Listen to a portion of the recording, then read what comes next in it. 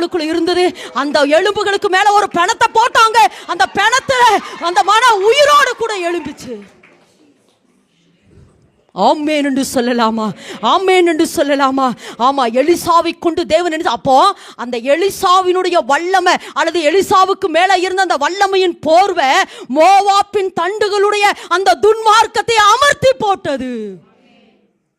அடுத்து ஏசப்பா அவருடைய வல்லமை, நசரேயனாகிய இயேசுவை தேவன் பரிசுத்த ஆவியினாலும் வல்லமையினாலும் நிறைத்திருந்தபடினால் அவர் நன்மை செய்கிறவராயோ பிசாசின் பிடியில் அகப்பட்ட யாவரையும் குணமாக்குகிறவராக சுற்றி திரிந்தபடியினாலே, ஆமா, நிறைய ஜாதிகள் எழும்பினாங்க, ஜனங்க எழும்பினாங்க, பரிசேயர்கள் எழும்பினாங்க, சதிசேயர்கள் எழும்பினாங்க.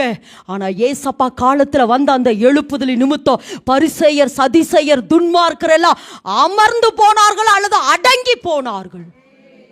ஆமென் என்று